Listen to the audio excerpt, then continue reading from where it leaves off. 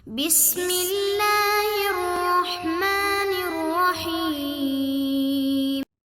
السلام عليكم ورحمة الله وبركاته. بسم الله الرحمن الرحيم. رب اشرح لي صدري ويسر لي أمري واحلل عقدة من لساني يفقهوا قولي. سبحانك لا علم لنا إلا ما علمتنا إنك أنت العليم الحكيم.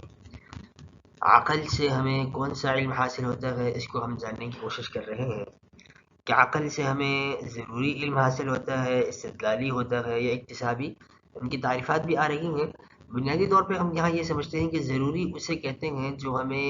اول درجے میں ہی حاصل ہو جائے، اس میں ہمیں زیادہ غور خوض نہ کرنی پڑے،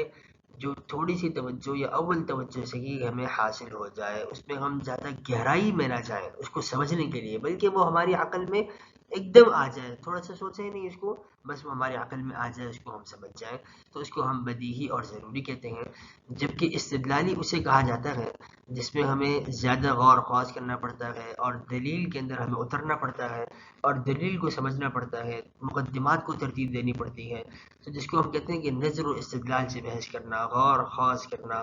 تو جس میں نظر و فکر کی حاجت پیش آ جائے اس کو ہم استدلال کہتے ہیں، چاہے وہ استدلال علت سے معلول کا ہو یا معلول سے علت تک کا ہو. جبکہ اکتسابی اسے کہا جاتا ہے جس میں ہمارے کسب کا عمل دخل ہو،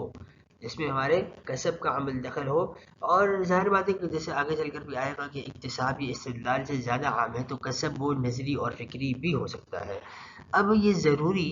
یہ آیا یہ استدلال کے بالمقابل بولا جانے والا علم ہے یا اکتساب کے بالمقابل بولا جانے والا علم ہے یا ان دونوں کے مقابل بولا جانے والا علم ہے؟ چونکہ استدلالی اور اکتسابی میں تھوڑا سا فرق ہو گیا. تو اس کا جواب یہ دیا جاتا ہے کہ دیکھیے ضروری اگر یہ استدلال کے مقابلے میں بولا جائے تو وہاں ضروری سے مراد وہ علم ہوگا جس میں نظر اور فکر کی حاجت پیش نہ آئے. ضروری اگر استدلالی کے مقابلے میں آ رہا ہے تو استدلالی میں نظر و فکر ہے اور ضروری میں نظر و فکر نہیں ہے. اور اگر اس ضروری کو اکتسابی کے مقابلے میں بولا جائے تو وہاں پر ضروری سے مراد یہ ہوگا وہ علم جس کے اندر کسب داخل نہ ہو. اگر اس کو اکتسابی کے مقابلے میں بولا جائے تو اس کے معنی ہیں کہ بندے کی کسب کو کوئی دخل اس میں نہیں ہے. اور اکتسابی کے اندر کیا ہوگا؟ بندے کے کسب کو دخل ہوگا. تو اکتسابی کے بالمقابل اگر ضروری کو لایا جائے تو اس کا مطلب یہ ہوا کہ بندے کے لیے اس چیز کا حاصل کرنا، یعنی اس چیز کا حاصل کرنا یا اس چیز کو زائل کرنا، دونوں بندے کے ماتحت القدرت آتے ہی نہیں ہے. بندے کے دائرے کار سے ہی باہر ہوں، اس کے زیر قدرت ہی نہ آتے ہوں. چونکہ اکتساب میں تو کسب ہے اور کسب جو ہے نا وہ ہمارے دائرے کار میں ہے. لیکن اگر ضروری ہم اس کو اکتسابی کے مقابل لے آئے تو ضروری وہ ہوا جو ہمارے دائرے کار سے ہی خارج ہو، جو ہماری طاقت بشریہ سے ہی خارج ہو. ٹھیک ہے، جس کا حاصل کرنا یا جس کا زائل کرنا ہمارے بس میں نہ ہو، ہمارے زیر قدرت نہ ہو. تو فرماتے ہیں وما ثبت منہ، اور جو علم وما ثبت منہ ای من العلم الثابت بالعقل، اور جو وما ثبت منہ، اور جو ثابت ہوتا ہے اس سے، کس سے؟ من العلم الثابت، اس علم سے، اس ثابت ہونے والے علم سے جو عقل سے ثابت ہو، یا عقل سے ثابت ہونے والے علم سے جو ثابت ہوتا ہے. بالبدیہتی یا بالبداہتی، جو بعض نسخوں میں بداہہ کا لفظ ہے، یہاں پر بدیہہ کا ہے لیکن بدیہہ نہیں ہے. پھر اگر بدیہہ رکھیں تو بالبدیہیہ، یہاں پر ایک یا ہمیں اور پڑھانی پڑے گی، بالبدیہیہ، جو بداہتن ثابت ہو. لیکن ویسے صحیح لفظ جو ہے بداہت کیا کر لیتے ہیں مصدر کا، تو وہ زیادہ اچھا لگ رہا ہے. اور بعض نسخوں میں وہ موجود بھی ہے، جیسے کہ میرے سامنے جو ہارڈ کاپی میں نسخہ کھلا ہوا اس میں بداہت کا لفظ ہے. تو ما ثبت منہ، اور جو ثابت ہوا اس سے، کس سے؟ یعنی من العلم الثابت بالعقل، عقل سے، یعنی وہ علم جو ثابت ہے عقل سے، اس سے جو ثابت ہوتا ہے بالبداہتی، بداہتن. کیا مطلب بداہتن؟ ای باول التوجہ من غیر احتیاج الى الفکر، یعنی اول توجہ سے تفکر کی جانب احتیاج کے بغیر، فهو ضروری، بس وہ ضروری ہے. اول التوجہ، تھوڑی سی توجہ دی، پہلی توجہ دی، حاصل ہو گیا. من غیر احتیاج الى الفکر، بغیر کسی فکر کی طرف حاجت محسوس کرتے ہوئے. تو ضروری علم وہ ہوا جو اول توجہ سے حاصل ہو، جس میں ہمیں زیادہ گہرائی میں نہ جانا پڑے یا ہمیں کچھ زیادہ غور خوض کرنے کی، نظر و استدلال کی، فکر کی حاجت نہیں ہوتی، اس کو ہم ضروری کہتے ہیں اور اس کو ہم بدیہی بھی کہہ سکتے ہیں۔ تو ضروری کی تعریف ہمارے شارح رحمۃ اللہ علیہ نے کر دی ہے۔ کل علم، مثال دیتے ہیں، کل علم بأن كل شيء اعظم من جزئه، جیسے کہ اس بات کا علم رکھنا کہ ہر چیز اعظم من جزئه اپنے جز سے بڑی ہے، ہر چیز اپنے جز سے بڑی ہے۔ مثال کے طور پہ اگر میں کی بورڈ استعمال کر رہا ہوں تو جو ماؤس ہے یا جو کی بورڈ میں لیپ ٹاپ استعمال کر رہا ہوں تو لیپ ٹاپ یہ کل ہوا اور کی بورڈ اس کا جز ہوا۔ تو کل شیء اعظم من جزئه، ہر چیز اپنے جز سے بڑی ہوا کرتی ہے، یہ بدیہی اور ضروری بات ہے، ہر انسان اس کو سمجھتا ہے۔ تو لیپ ٹاپ میرے کی بورڈ سے بڑا ہوگا، میرے ماؤس سے بڑا ہوگا، اور میں یا ہم کوئی اور چیز لے لیں، گاڑی لے لیں تو گاڑی کے اندر ایک اسٹیئرنگ ہے، اس میں ریس ہے، گیئر ہے، تو جو اس کے اسٹیئرنگ ہوگا، جو اس کا کلچ ہوگا، جو اس کا گیئر کا سسٹم ہوگا، یہ سارے اجزاء ہیں، پارٹس ہیں، یہ جز ہیں۔ تو جز یہ کل سے چھوٹے ہوتے ہیں، اور کل شیء اعظم من جزئه، ہر چیز اپنے جز سے بڑی ہے۔ تو گاڑی یہ ایک چیز ہے جو کہ اپنے اجزاء سے بڑی ہے۔ یا میں اپنے آپ کو دیکھ لوں تو میرے اجزاء ہاتھ، پاؤں، زبان، ناک، کان، آنکھ، تو انسان جو ہے یہ کل ہے، تو کل جز سے بڑا ہوا کرتا ہے، تو میرے جتنے بھی جسم کے اعضاء ہیں ان سے میں بڑا ہوں۔ تو اس اعتبار سے یہ علم کیا ہوا، ضروری ہوا، کہ اس میں ہمیں زیادہ غور فکر کرنے کی ضرورت نہ پڑی، بلکہ اول توجہ سے ہی ہمیں یہ چیز حاصل ہو گئی کہ ہر چیز اپنے جز سے بڑی ہوتی ہے۔ قلم کو میں لے لوں تو قلم کے اوپر ایک ڈھکن لگا ہوا ہے، تو قلم یہ اس ڈھکن سے بڑا ہے، چونکہ قلم یہ جز نہیں ہے، کل ہے، یہ ایک چیز ہے، اور ڈھکن اس کا ایک جز ہے، تو چیز اپنے جز سے بڑی ہوا کرتی ہے۔ فإنه بعد تصور معنى الكل والجزء، اس لیے کہ یہ جز اور کل کے معنی کا تصور کرنے کے بعد، معنى الكل والجزء والأعظم، کل، جز اور اعظم یعنی سب سے بڑا، ان معانی کے تصور کرنے کے بعد لا يتوقف على شيء، یہ علم کسی چیز پر موقوف نہیں ہوتا۔ یعنی جو بندہ کل کا معنی سمجھ جائے کہ کل کسے کہتے ہیں، جس کے اندر جو اجزاء سے مل کر کل بنا، جز کا معنی سمجھ جائے، الاعظم کا معنی سمجھ جائے، ٹھیک ہے، یعنی زیادہ بڑا ہونا، یہ سب سے بڑا ہونا، ٹھیک ہے، اگر ان اصطلاحات کو سمجھ جائے تو یہ علم حاصل کرنا، یہ پیچھے جو علم دیے گئے ہیں مثال کا، اس علم کو سمجھنا لا يتوقف على شيء، یہ کسی چیز پر موقوف نہیں ہوتا۔ ومن توقف على فيه، اور جو بندہ اس مثال میں توقف کرتا ہے، جو بندہ اس مثال کو سمجھنا چاہتا ہے اور اس میں توقف کرتا ہے، یہ غور فکر کرتا ہے، یہ شش و پنج میں رہتا ہے، یعنی اس مثال میں اس کو کسی چیز کا، کسی قسم کا شک شبہ رہتا ہے، حیث زعم، یہ مثال کے طور پر وہ گمان کرتا ہے، ان جزء الانسانی، کہ انسان کا ہاتھ، کالیدی، جیسے کہ انسان کا جز جیسے کہ ہاتھ، مثلا مثال کے طور پہ، قد یکون اعظم من الکلی، یہ کل سے بڑا ہوگا، یعنی ایک انسان کا پورا دھڑ ہے، انسان کا پورا بدن ہے، اور ایک طرف انسان کا جز ہاتھ ہے، تو اگر ایک بندہ کہے کہ بھئی ممکن ہے انسان کا ہاتھ، انسان کا جو ایک جز ہے، یہ پورے انسان کے بدن سے بڑا ہو، یعنی کل ایک طرف ہو جائے اور جز ایک طرف ہو جائے، اور جز میں ہم ہاتھ کو رکھ لیں اور کل میں ہم انسان کے باقی پورے بدن کو رکھ لیں، تو ہم دیکھیں کہ ہاتھ بڑا ہے یا کل بڑا ہے، اور وہ پھر آخر میں فیصلہ دے اور کہے کہ بھئی ہاتھ بڑا ہے، قد یکون اعظم من الکل، کہ انسان کا ہاتھ جو کہ انسان کا جز ہے، قد یکون، کبھی ممکن ہے کہ وہ بڑا ہو جائے، من الکل، انسان کے کل سے، فَهُوَ لَمْ يَتَصَوَّرْ، تو ہم یہ کہیں گے کہ ایسا بندہ جو اس مثال کو نہیں سمجھ رہا، فَهُوَ لَمْ يَتَصَوَّرْ، یہ بندہ اس نے تصور ہی نہیں کیا، معنی الکل والجزء، یہ کل اور جز کے معانی کو ہی نہیں سمجھا، اس نے کل، جز، اعظم، ان معانی کے تصور کو ہی نہیں لیا، وہ اس کو سمجھا ہی نہیں ہے۔ اگر وہ ان اصطلاحات کو سمجھا ہوتا تو وہ اس مثال میں، یا جو یہ ضروری علم ہمیں یہاں پر دیا گیا ہے اس مثال میں وہ کسی طرح کے اختلاف نہ کرتا، اور پھر جو نتائج وہ اخذ کر رہا ہے کہ انسان کا ہاتھ یہ جز ہے، اور یہ ہاتھ یہ جز انسان کے کل سے بڑا ہے، تو یہ نتیجہ وہ غلط اخذ کر رہا ہے، اس لیے کہ وہ کل اور جز کے معنی کو نہیں سمجھتا۔ تو یہاں تک تو بحث ہماری ضرورت کے اور بداہت سے متعلق تھی، وہ مکمل ہوئی۔ وما ثبت بالاستدلال، اب یہاں سے اگلی بحث شروع ہو رہی ہے۔ ایک تو یہ تھا کہ علم، عقل سے ہمیں جو علم حاصل ہوتا ہے وہ علم ضروری بھی ہوتا ہے، جس پہ ہم بحث کر چکے ہیں کہ جو بدیہی ثابت ہوتا ہے وہ ضروری ہوتا ہے، لیکن وما ثبت بالاستدلال کہ عقل سے جو علم ہمیں حاصل ہوتا ہے دلیل میں غور خوض کرنے سے، اس سے مراد کون سی دلیل ہے، اس سے مراد کون سا علم ہے، تو آئیے اس کو بھی ہم سمجھتے ہیں۔ فرماتے ہیں وما ثبت بالاستدلال، استدلال کا مطلب کیا ہوا؟ ای بالنظر فی الدلیل، یعنی دلیل میں غور کرنے سے جو علم ہمیں حاصل ہو، سواء کان استدلالا، چاہے وہ استدلال، وہ دلیل میں غور کرنا کسی بھی طریقے سے ہو، علت سے معلول ہو یا معلول سے علت ہو، کسی بھی طریقے سے ہو، سواء کان استدلالا من العلت علی المعلول، علت سے معلول کیا مطلب؟ دیکھیے معلول یہ بعد میں آئے گا، علت پہلے آئے گی، علت ہوگی تو معلول کا وجود ہوگا، کیونکہ ہر معلول کے لیے علت ہوتی ہے۔ تو اب جب معلول کو ہم مانیں گے تو معلول علت ہوگی تو معلول ہوگا نا، تو ہم علت کو پہلے مانیں گے۔ کما اذا، تو پھر علت کو جو بندہ مان لے گا تو وہ معلول کو بھی مان لے گا،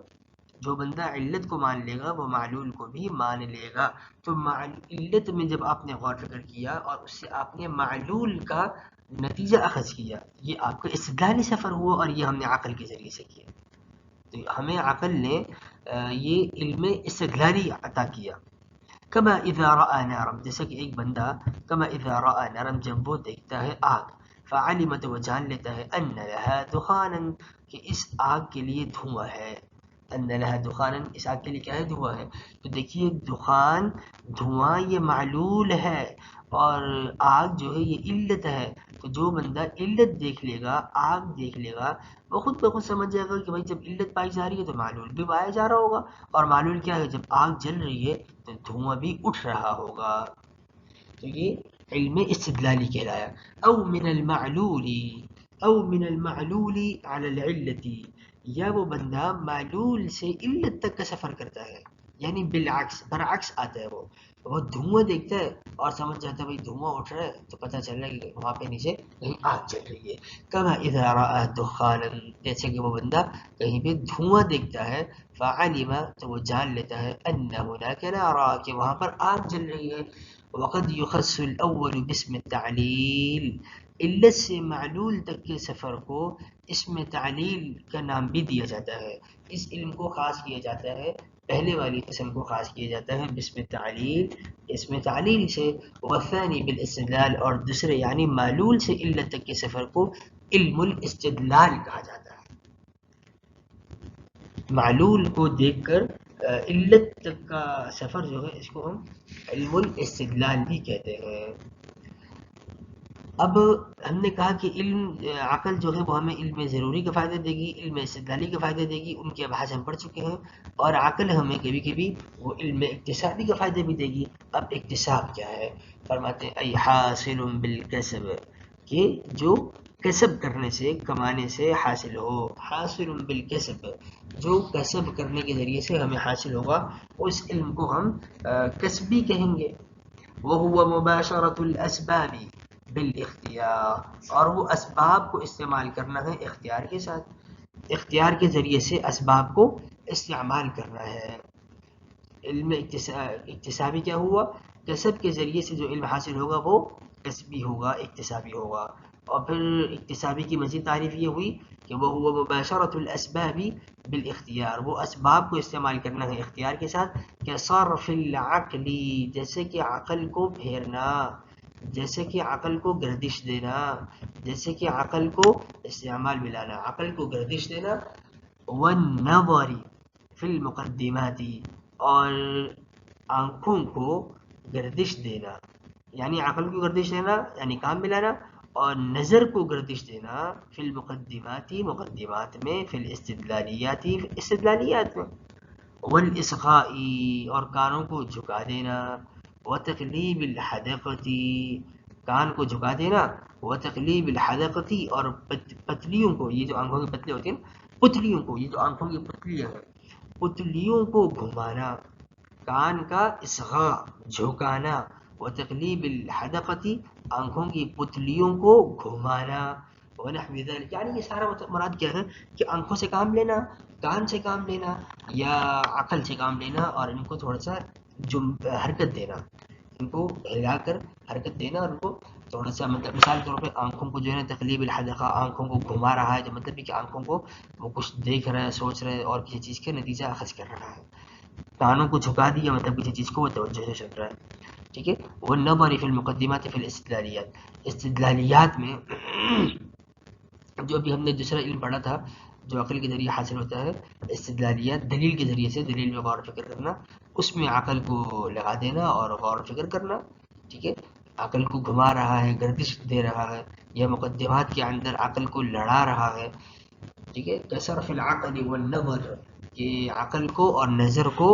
گردش دینا مقدمات میں، استدلالیات میں، والاصغاء کانوں کو جھکا دینا، وتقلیب الحدقتی آنکھوں کی پتلیوں کو گھمانا، ونحو ذلك فی الحسیات اور اسی طرح دیگر چیزوں کو بھی، فی الحسیات حسی جیسے ہاتھ ہیں، یا جو ہم نے دیگر حواس خمسہ کی جو ہم نے ابحاث پڑھی تھی ان حواس خمسہ کو استعمال میں لے کر آنا، یہ سارے یعنی اسباب کو اختیار کے ساتھ استعمال کرنا نا، تو اب یہ اسباب کو اختیار کے ساتھ استعمال کرنا، اب ظاہری اسباب ہے وہ ہم یا تو ہاتھ پاؤں سے کر رہے ہوں گے تو ہم لمس کر رہے ہوں گے، زبان سے کر رہے ہوں گے تو قوت ذائقہ سے ہم کسی چیز کو سمجھیں گے،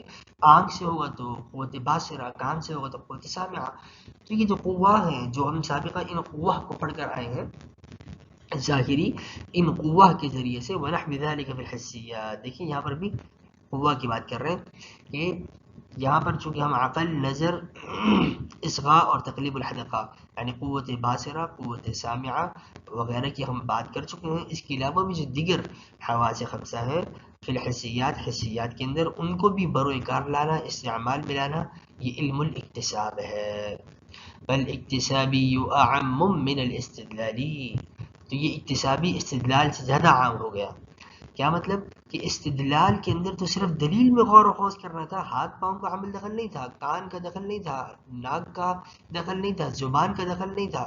آنکھ کا دخل نہیں تھا، صرف دلیل سے غور و خوض کرنا تھا اور عقل کے ذریعے سے سوچنا تھا، یہ استدلال تھا۔ لیکن اکتساب میں کیا ہے؟ اکتساب میں عقل بھی ہے، اکتساب میں کان، ناک، آنکھ، زبان اور پورے بدن کے اندر کی قوت لمس، یہ ساری چیزیں اکتساب کے اندر آ گئی، تو اکتساب یہ استدلال سے زیادہ عام ہو گیا، لأنه الذي يحصل بالنظر في الدلیل، فرماتے ہیں اس لیے کہ لأنه الذي يحصل بالنظر في الدلیل،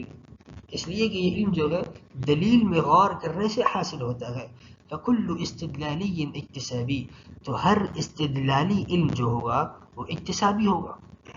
ولا عکس، لیکن ہر نہ کے برعکس، یعنی ہر اکتسابی علم استدلالی نہیں ہوگا، ہر استدلالی علم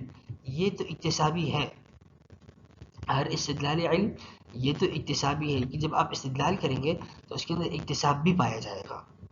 اور اکتساب کے اندر کیا آ رہا ہے؟ عقل بھی آ رہی ہے، ٹھیک ہے، جیسے دیکھیں یہاں پر انہوں نے عقل کی شرط لگا دی کہ اکتساب کے اندر عقل آ رہی ہے،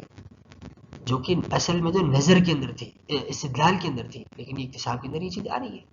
ولا عکس، لیکن اس کے برعکس نہیں ہوگا، اس کے برعکس کیا ہے کہ ہر اکتسابی علم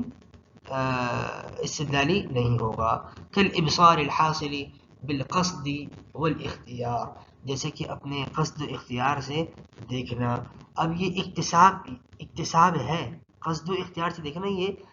اکتساب تو ہے لیکن یہ استدلال نہیں ہے، استدلال اکتسابی ہے لیکن ہر اکتسابی یہ استدلالی نہیں ہے۔ اب ضروری اکتسابی اور استدلالی ان کی تعریفات پڑھنے کے بعد اور اکتسابی اور استدلالی کے درمیان فرق جاننے کے بعد کہ استدلالی کے اندر صرف عقل کا اور نظر کا عمل ہوتا ہے جبکہ اکتسابی کے اندر حواس خمسہ اور عقل دونوں کا عمل دخل ہوتا ہے، تو اکتسابی عام ہو گیا اور استدلالی جو ہے وہ خاص ہو گیا، تو ہر استدلالی اکتسابی ہے لیکن ہر اکتسابی استدلالی نہیں ہوگا. اب ضروری کو بتا رہے ہیں کہ ضروری جب اکتسابی کے مقابلے میں آئے تو کیا مطلب ہوگا، اور ضروری اگر استدلالی کے مقابلے میں آئے تو کیا مطلب ہوگا. اور یہاں پر یہ جو عبارت ہے یہ جس پر میں ابھی لکھنا چاہ رہا ہوں یہ اکتسابی نہیں ہے بلکہ یہ استدلالی ہے. یہاں پر جو فرق بیان کیا جا رہا ہے یہ استدلال کا فرق بیان کیا جا رہا ہے. اور یعنی استدلال اور کے مقابلے میں جب ضروری کو بولا جائے گا تو وہاں پہ اس کا معنی کیا ہوگا یہ بیان کیا جا رہا ہے. استدلالی جی فرماتے ہیں وَأَمَّا الضَّرُورِيُّ ضروری علم فقط یقال کبھی یہ بولا جاتا ہے فی مقابلۃ الاکتسابی اکتسابی کے مقابلے میں ویفسر اور اس کی تفسیر کی جاتی ہے بما لا يكون تحصیلہ مقدورا للخلق اس کی تفسیر اس طریقے پر کی جاتی ہے کہ جس کا حاصل کرنا مخلوق کے لیے ممکن نہ ہو. لا يكون تحصیلہ جس کا حاصل کرنا مقدورا زیر قدرت نہ ہو للمخلوق مخلوق کے یعنی وہ علم ضروری وہ علم ہے جب اکتسابی کے مقابلے میں بولا جا رہا ہے وہ علم ہے جس کا حاصل کرنا مخلوق کے زیر قدرت نہ ہو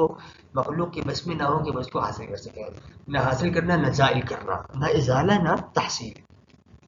اس کو ہم ضروری کہتے ہیں. وقد یقال فی مقابلۃ الاستدلالی اور کبھی کبھی اس ضروری علم کو استدلالی کے مقابلے میں لایا جاتا ہے. اگر ہم اس کو استدلالی کے مقابلے میں لائیں گے تو اب اس سے مراد کون سا علم ہوگا. وہ یفسر تو فرماتے ہیں اس کی تفسیر کی جاتی ہے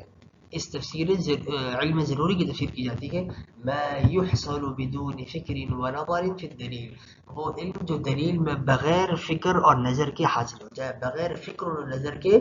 جو دلیل میں بغیر تدبر کے بغیر فکر و نظر کے جو علم حاصل ہو اس کو ہم ضروری کہتے ہیں. اب چونکہ استدلالی علم یہ دلیل میں غور و فکر کرنے سے حاصل ہوتا ہے لہذا وہ استدلالی ہوا. لیکن استدلالی کے مقابلے میں جب ضروری آئے گا تو ضروری بغیر دلیل میں غور فکر کیے آپ کو مل جائے گا حاصل ہو جائے گا. اور اکتسابی جو ہے اکتسابی بندوں کو حاصل ہوتا ہے کسب کے ذریعے سے محنت کرنے سے اپنے حواس خمسہ کو استعمال کرنے سے. لیکن جب اکتسابی کے مقابلے میں ضروری آئے گا تو ضروری وہ ہوتا ہے جو لا يكون تحصیلہ مقدورا للمخلوق جو مخلوق کے زیر قدرت ہی نہ ہو یعنی بغیر کسب کے حاصل ہوا وہ کسب کے ذریعے سے مخلوق کو حاصل نہیں ہو سکتا اس علم کو ہم ضروری کہتے ہیں. تو ضروری کبھی اکتسابی کے مقابلے میں آتا ہے اور کبھی وہ استدلالی کے مقابلے میں آتا ہے اور دونوں صورتوں میں اس کے معنی میں کیا فرق ہے وہ یہاں پر بیان کر دیا. فرماتے ہیں فمنها هنا بس یہاں سے جعل بعضهم بعض لوگوں نے اس علم کو بنایا ہے العلم الحاصل بالحواس وہ علم جو حاصل ہو حواس کے ذریعے سے. ان بعض لوگوں نے اس کو بنایا ہے اکتسابی کہ جو علم حواس کے ذریعے سے حاصل ہوگا وہ اکتسابی ہوگا. ای حاصلا بمباشرة الاسباب بالاختیار یعنی وہ علم جو حاصل ہو جائے بمباشرة الاسباب بالاختیار اسباب کو استعمال کرتے ہوئے اختیار کے ساتھ. وبعضهم ضروریہ اور بعض علماء نے اس علم کو بنایا ہے ضروری ای حاصلا بدون الاستدلال اور جب ضروری بنایا گا تو انہوں نے اس کی تعریف یہ کی ہے کہ وہ علم حاصلا بدون الاستدلال جو بغیر استدلال کے حاصل ہو جائے. تو آج کے سبق ہمارا تفصیل کافی ہو گئی تو آج کے سبق کو ہم یہیں روکتے ہیں اور اپنے آئندہ کے سبق میں ہم اس کی ایک اور بحث باقی ہے اس کو انشاءاللہ وہ بھی آسان سی بحث ہے اس کو ہم اپنے آئندہ کے سبق میں پڑھ لیں گے انشاءاللہ. سبحان اللہ وبحمدہ سبحانک اللہم وبحمدک نشهد ان لا اله الا انت نستغفرك ونتوب اليك. سبحان ربك رب العزة عما يصفون وسلام على المرسلين والحمد لله رب العالمين والسلام عليكم ورحمة الله وبركاته.